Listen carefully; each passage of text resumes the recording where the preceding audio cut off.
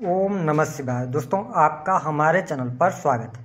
आज के इस कार्यक्रम में हम आपको जानकारी देने वाले हैं धनु राशि वालों के लिए जून, जुलाई और अगस्त का महीना कैसा रहेगा। ग्रह गोचरी स्थितियों के आधार पर आने वाले 3 महीने में आपके जीवन में किस प्रकार की परिस्थितियों का निर्माण होगा, जीवन के किन क्षेत्रों में आपको सफलता प्राप्त होने वाली है, कौन सी विशेष सावधानियां आपको रखनी है आने वाले 90 दिनों में, विस्तार से इस वीडियो में हम चर्चा करेंगे। और एक बहुत ही सटीक उपाय हम आपको बताएंगे। यदि आपके जीवन में किसी भी प्रकार की समस्या चल रही होगी तो उस समस्या का समाधान निश्चित तौर पर आपको मिलेगा। यदि आपकी कुंडली में ग्रहों की स्थिति कितनी भी खराब होगी, यदि आपने इस उपाय को किया तो निश्चित तौर पे आपके ग्रह भी बैलेंस होंगे और आपको लाभ भी मिलेगा। तो चलिए वीडियो की शुरुआत करते हैं। सबसे पहले ये जानते हैं कि जब जून 2025 की शुरुआत हो रही है तो आपके लिए ग्रह गोचरी स्थितियां किस प्रकार की रहेंगी। देखिए, धनु राशि वालों, आपके जो राशि के स्वामी हैं देवगुरु बृहस्पति आपकी राशि से 7वें भाव में गोचर करेंगे। राहु आपकी राशि से 3rd हाउस में गोचर करने वाले हैं। शनि की स्थिति 4th भाव में रहेगी, जिसके परिणाम स्वरूप आप शनि की ढैया के प्रभाव में चल रहे हैं। वही यदि हम बात करें सूर्य और बुध की युति आपके 6th हाउस में रहेगी। शुक्र आपके 5वें भाव से गोचर करेंगे। केतु की जो स्थिति है वह आपके 9वें भाव से केतु गोचर करेंगे। जैसा कि आप सभी जानते हैं कि जो सूर्य की स्थिति होती है प्रत्येक महीने अपना राशि परिवर्तन करते हैं। मंगल 7 जून के बाद आपके भाग्य भाव में चले जाएंगे, मंगल केतु की युति होगी। ठीक है, साथ ही अगर देखा जाए तो शुक्र भी अपना राशि परिवर्तन करेंगे। फिर मंगल 28 जुलाई के बाद आपके 10वें भाव में जाएंगे। आइए सबसे पहले जानते हैं कि स्वास्थ्य के दृष्टिकोण से आपके लिए आने वाले 3 महीने कैसे रहने वाले हैं।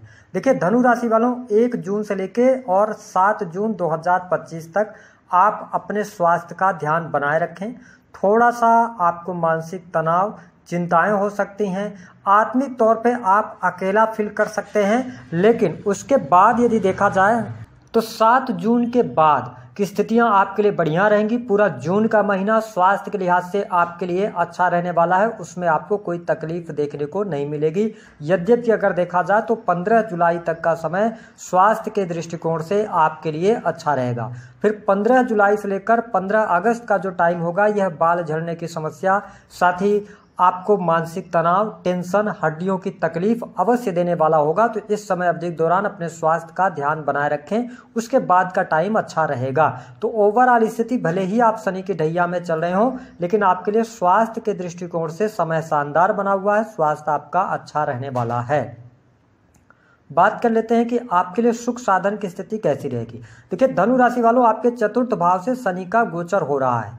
शनि धीरे धीरे रिजल्ट देते हैं। ऐसी स्थिति में 4th के जो स्वामी बनते हैं वो देवगुरु बृहस्पति हैं, केंद्र में हैं। शनि भी केंद्र में गोचर करेंगे। तो यदि आप भूमि, भवन, वाहन से संबंधित कोई कार्य करना चाहते हैं, कोई मकान परचेज करना चाहते हैं, कोई प्रॉपर्टी लेना चाहते हैं, तो आप 12 जून के बाद प्रयास कर सकते हैं। उन प्रयासों में आपके लिए सफलता प्राप्त होती नजर आ रही है।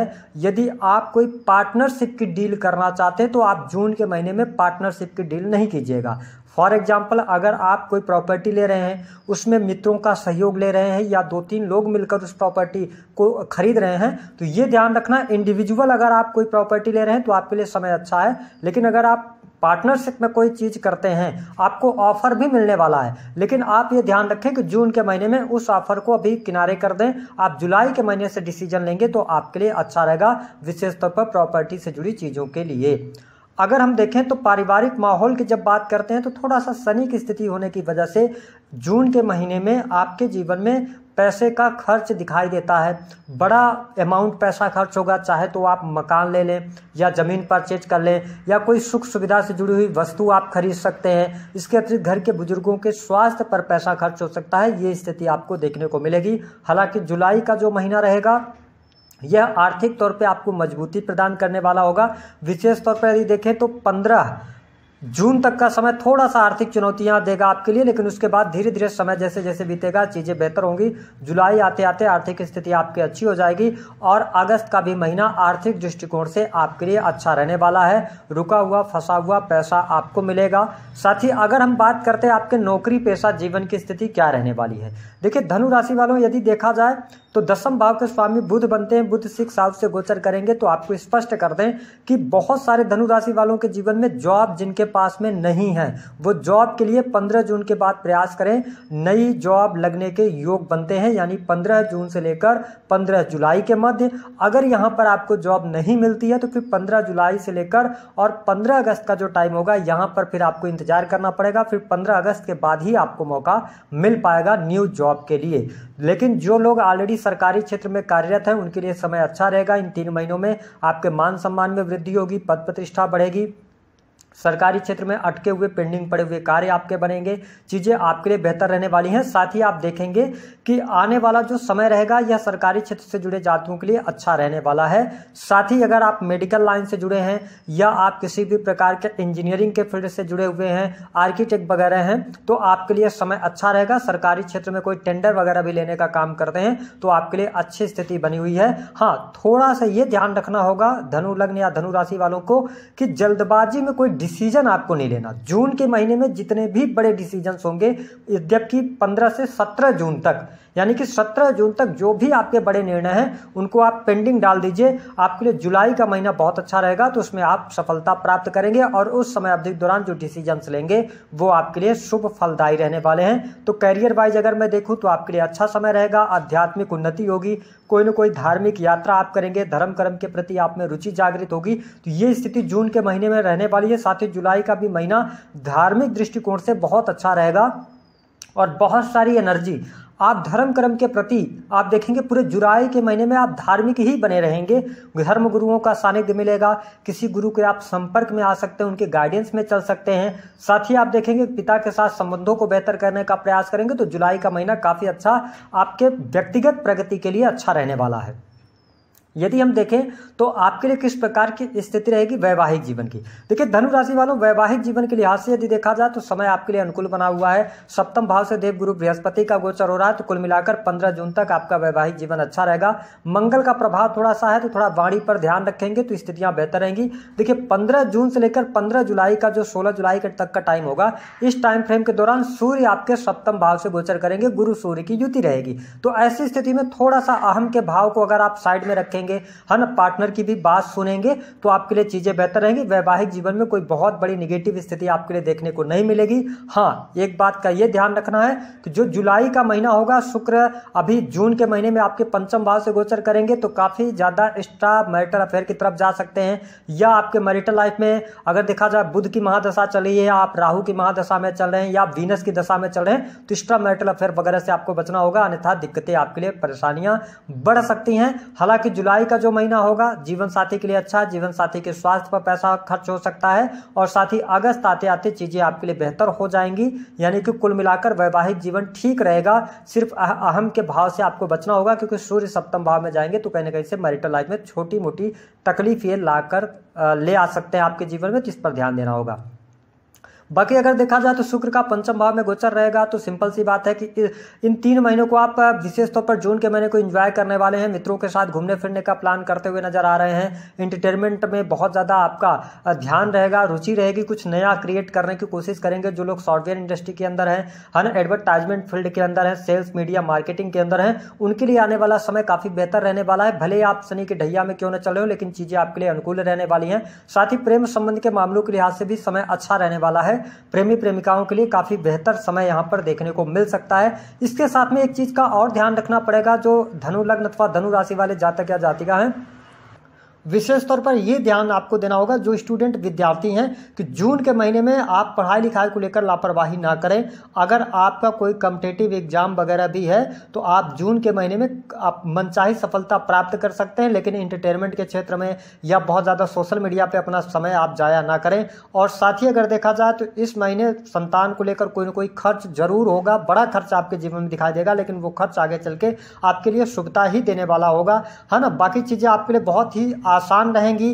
ढैया का प्रभाव चल रहा है तो आपको थोड़ा तनाव से बचना होगा, किसी भी प्रकार के बड़े डील करने से आपको बचना होगा जून के महीने में। हालांकि राहु आपके 3rd हाउस में, तो जो आपको स्पष्ट कर दे, जो लोग विदेश जाना चाहते हैं, विदेश के लिए ट्राई कर रहे हैं, उनके लिए मौका बहुत बढ़िया बनेगा। 7 जून के बाद आपके लिए विदेश का योग बनता हुआ नजर आ रहा है। अगर आप विदेश में ऑलरेडी रह रहे हैं तो आपके लिए स्थितियां बेहतर हैं। जो लोग हॉस्पिटल्स के अंदर काम करते हैं, इन्वेस्टमेंट पोर्टफोलियो के साथ में जुड़े हैं, उनके लिए अच्छी स्थिति यहां पर बनती हुई नजर आ रही है। छोटे भाई बहनों के साथ संबंधों में प्रगाढ़ता देखने को मिलेगी।